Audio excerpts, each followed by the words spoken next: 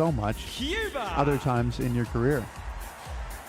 One of my enduring memories from the Beijing Paralympics closing ceremony was when they handed a huge flag over to Boris Johnson, the London mayor, and the flag was about twice as tall as him on a pole, right. And he waved it with such enthusiasm and vigour, but it was like it was going in slow motion because it was so heavy and awkward.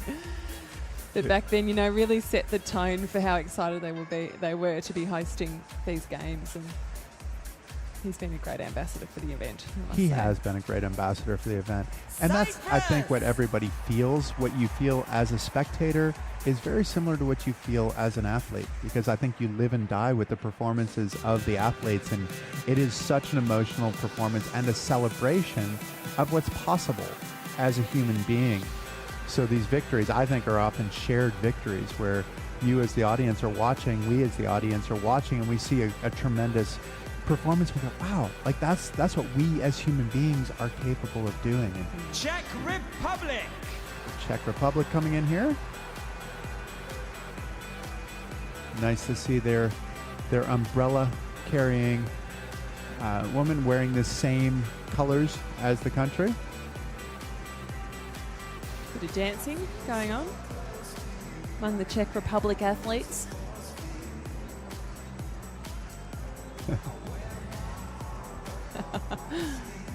Fantastic. And it's one of the interesting things as well is that a lot of these they've got athletes, gumboots on. They were well prepared. they might well be. Wonder if they rushed out and bought them this morning when they saw how awful the weather was. But They might have found some that went with their outfits, and they That's said, right. these will be perfect, let's put them on. So the Paralympics actually started back in Stoke in 48 with paraplegics. Right. And then the amputees were added later, and the visually impaired were added later. Oftentimes, you don't necessarily compete with so this group of people, this team, you're not together with that team all the time. You're often training and traveling with people who are competing in the same events that you are. So like for me, I knew the wheelchair athletes a whole lot better than I knew the visually impaired and the amputees, but yet this is a coming together of the whole country, or the whole team to represent the country. And so you make a whole lot more friends as a result, just even within your own team, not just within the other teams. And I guess in the village as well, I mean, you end up rooming with people. You might get to know a few secrets pretty quickly in that village. You might get to know a few secrets in that village, that's for sure. I think there are over 1,800 wheelchair participants in the village, which says a tremendous amount about the accessibility of East London at this point. Sure.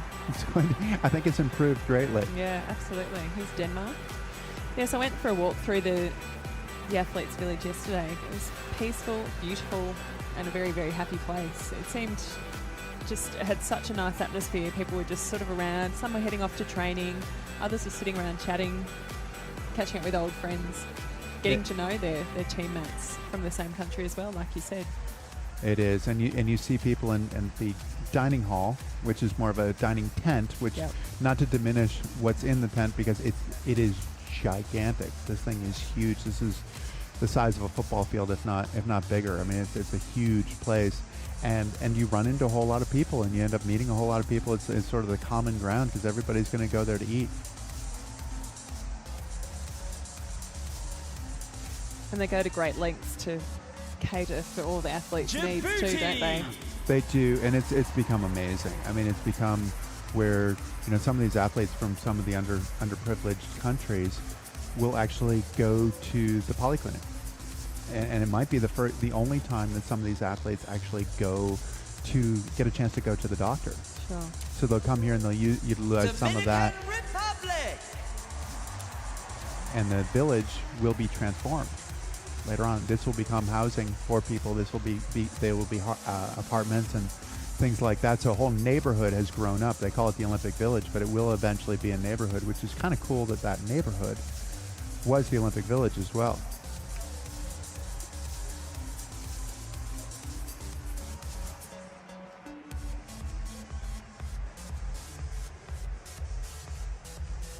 Ecuador.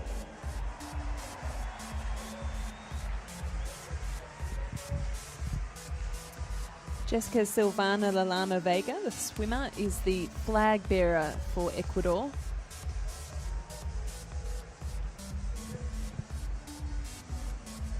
It's an absolute party.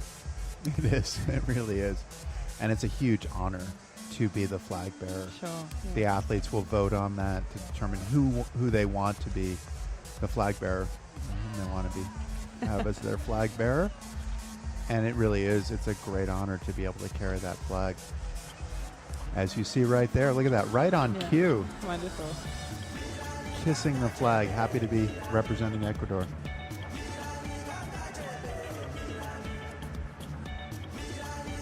Egypt.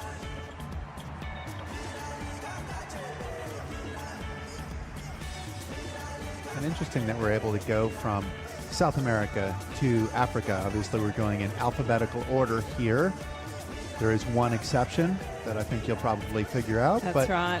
It is alphabetical order as we're going along. But you go from South America to Africa and then actually to Central America. So kind of interesting just how you do that, and that's the proximity that you also have in the Olympic Village to countries that you might not have ever visited. It's nice in the Olympic Village how everyone, sort of slings up their flags over the balconies, and you can quite easily see that, certain countries are basically right next to each other. And it's nice to see. It's a very inclusive atmosphere there. There's an inclusive atmosphere. There's still a competitive atmosphere. El Salvador.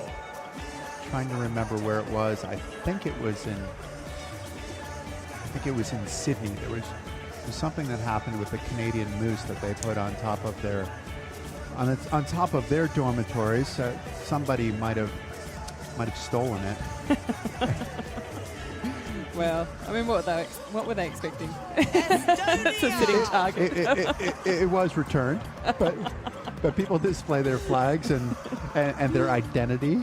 Really, it's on display, and there's a lot of pride involved in that. So it's pretty funny just to see to what length some countries will go to display their pride, and to what length other countries will go to see what they can do to have a little bit of fun with that pride.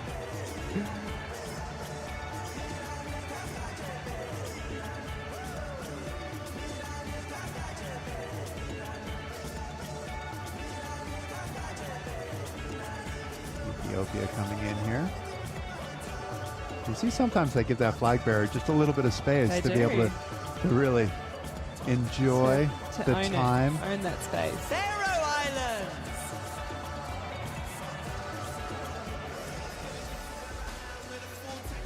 And certainly the summer games are different than the winter games in that there are a whole lot of countries that pretty much every country can do some of the summer games. I think that the summer games in some ways are more inclusive because what's the simplest version of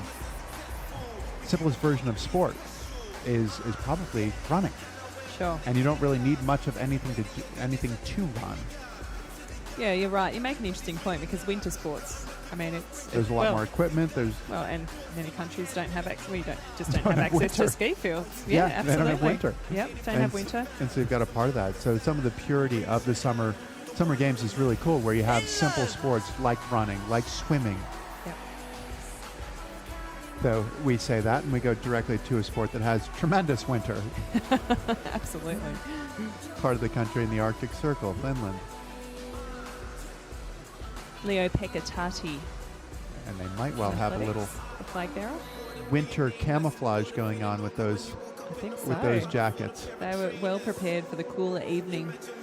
And you do see some hats on here as well. And it is a little bit chilly in London, but it should be warm later on but we will see just about everything here. And that's the hard part. That's the nervousness as an athlete.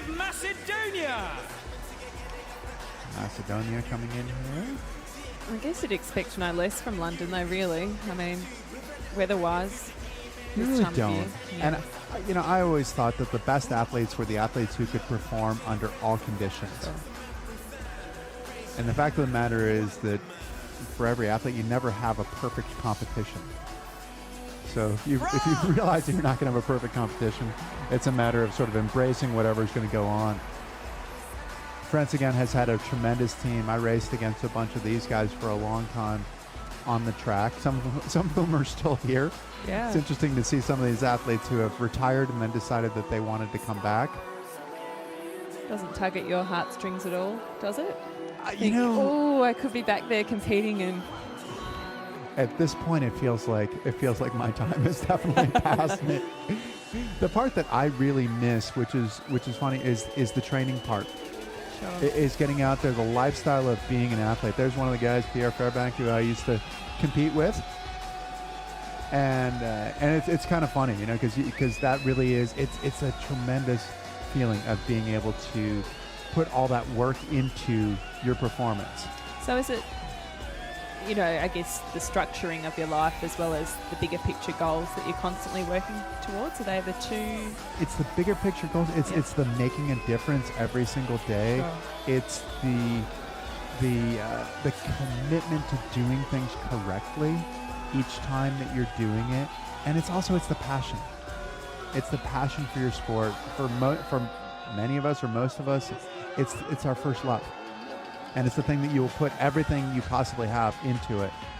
And I think that's the part I miss, but the competition part is amazing too, because that's about controlling all the elements, controlling the thoughts that you have, controlling the emotions that you have, and still being able to get that performance. Obviously, this part has nothing to do with controlling the emotions.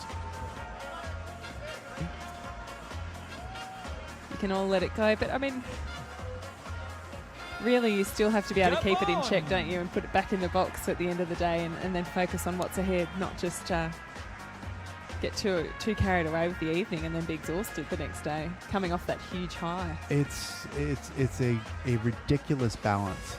It really is, and I don't know that there's any formula for it. You have to try to figure out how to create that balance and how to, because this is also one of the biggest moments of your life. You want to feel it, you want to experience it, you want to remember it for the rest of your life. You want to create that memory, but yet there's the other part of you need to do your job, and it's a really delicate balance. I'm sure all of these athletes are thinking about it, though they might not be thinking about it right now. Well, it's one of those things, though, isn't it? I mean, you enjoy yourself to an extent at a night like tonight, and just know that the closing ceremony, you're really going to be able to let your hair down and not worry about a thing. But when you have a competition ahead of you, your mind is very much focused on that. So you'll allow yourself a little bit of enjoyment, but I guess it's just not letting yourself get too... You can't get too high or too low. Too high, yeah. But it's also, you end up doing a lot more of an inventory of how you feel than you do at a lot of other events. I was talking to an athlete that I know, with whom I competed, one of my former teammates, in the dining hall yesterday. I said, "Well, how are you going? How are things going?" And he said, told me how his workout had went, and it sounded like he was going really fast. And it's like, I'm not sure if I feel like I'm going fast. It looked like I was going fast, but yet you don't quite have that locking in, and you want to feel great as you come in. You've come off the airplane, which is an absolute brutal thing oftentimes on your body. Here's another one of the big teams, is Germany, one of the traditional powerhouses. But that's the hard part, is that he's saying, well, it looked like I was going fast, but I'm not sure that I really feel like I'm going fast yet. And sometimes it's just a matter of getting that first race out of the way, or that first competition out of the way, or that first moment even, but then you can settle in and say, okay, well, I know what I'm doing. And is it right to think that most, or at least many, of the wheelchair races will be in multiple events, won't they, in terms of multiple distances? Or most of them will, yes. Yeah, they will. Wheelchair racing in a lot of ways is sort of similar to swimming, where you can get athletes who are doing a variety of different events and sometimes different distances.